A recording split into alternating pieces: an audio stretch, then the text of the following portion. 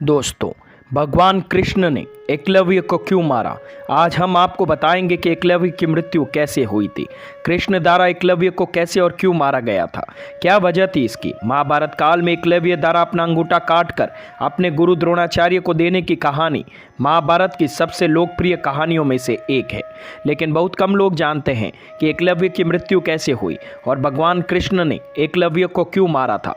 तो हम आज आपको बताएंगे कि एकलव्य की मृत्यु कैसे हुई, भगवान कृष्ण ने एकलव्य को क्यों मारा था। तो यह कहानी कुछ इस प्रकार है कि रुक्मिणी विदर्भ के राजा भीष्मक की बेटी थी और राजा भीष्मक मगध के राजा जरासंध का जागीरदार था। लेकिन राजा भीष्मक की पुत्री रुक्मिणी को भगवान कृष्ण से प्रेम हो गया था और रुक्मिणी भगवान कृष्ण से विवाह करना चाहती थी। रुक्मिणी के पिता राजा भीष्मक भी अपनी पुत्री का विवाह भगवान कृष्ण से करवाना चाहते थे, लेकिन रुक्मिणी के भाई ने इसका विरोध किया क्योंकि रुक्मिणी के भाई को यह पता था कि कृष्ण और जरासंध की आपस में शत्रुता थी। अगर वो अपनी बहन का विवाह श्री कृष्ण से करेगा तो जरासंध उनकी इस बात से क्रोधित हो जाएगा। इसलिए रुक्मिणी का भाई चाहता था कि उसकी बहन की शादी शिशुपाल से हो जाए। शिशुपाल चेदी नामक साम्राज्य का राजकुमार था और जरासंध का करीबी रिश्तेदार भी था। दोनों तरह से हो रहे अपने इस फायदे के लिए वह अपनी बहन रुक्मिणी का विवाह चेदी राज्य के राजकुमार शिशुपाल से करवाना चाहता था।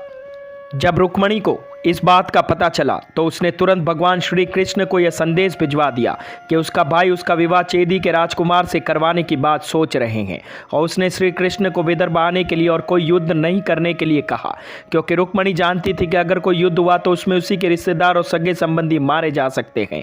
इस मुसीबत का हल निकालने के लिए रुक्मिणी ने भगवान श्री कृष्ण को उन्हें खुद का अपहरण करने का सुझाव दे डाला। जब कृष्ण भगवान रुक्मिणी का अपहरण करने ले जा रहे थे तब रुक्मिणी के भाई के आदेश पर एकलव्य ने कृष्ण भगवान का पीछा किया और फिर कृष्ण भगवान और एकलव्य के बीच में युद्ध होता है जिसमें एकलव्य की मृत्यु हो जाती है।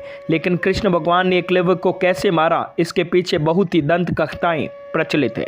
कुछ दंत कथाओं के अनुसार एकलव्य ने रुक्मिणी और कृष्ण भगवान के रथ का पीछा किया और कृष्ण भगवान ने एकलव्य के बीच भीषण युद्ध में एकलव्य की मृत्यु हो जाती है। एक और दंत कथा के अनुसार जब राजा युधिष्ठिर राजसूय यज्ञ करवा रहे थे तब भीम ने कृष्ण भगवान के कहने पर जरासंध को मार डाला था। एकलव्य को अपने राजा की ऐसी मृत्यु पर बहुत दुख हुआ और वह अपने राजा की मृत्यु का बदला भगवान कृष्ण उनके परिवार को मार कर लेना चाहता था। तब द्वारका पर हमला हुआ था तो एकलव्य भगवान कृष्ण के तो मारे जाते हैं। लेकिन कुछ लोगों का मानना है कि वह इस युद्ध में बच गया था और वहां से भागकर दुर्योधन के दरबार में पहुंच गया था, जहां दुर्योधन ने वीर एकलव्य का स्वागत किया था। दुर्योधन ने एकलव्य को अपने राज्य हस्तिनापुर के सभी वनों का मंत्री भी बना दिया था। कुछ समय बाद दुर्योधन ने एकलव्य को भगवान कृष्ण के बड़े पुत्र शाम को मारने का आदेश दे डाला। तो तब एकलव्य ने कृष्ण भगवान के पुत्र शाम को मारने की कोशिश की तो भगवान कृष्ण ने एकलव्य का वध कर डाला। एक पौराणिक कथा के अनुसार भगवान कृष्ण ने एकलव्य को उनकी मृत्यु के समय यह वरदान दिया था कि द्रोणाचार्य को मारने के लिए एकलव्य का पुनर्जन्म होगा और वरदान के अनुसार अंत में एकलव्य ने द्रोणाचार्य का वध कर डाला था। तो दोस्तों, कैसी लगी मेरी ये जानकारी? अगर मेरी ये वीडियोस आप लोगों को पसंद आते तो प्लीज़ लाइक शेयर सब्सक्राइब करना ना भूलें और हाँ, कमेंट करना भी ना भूलें। धन्यवाद।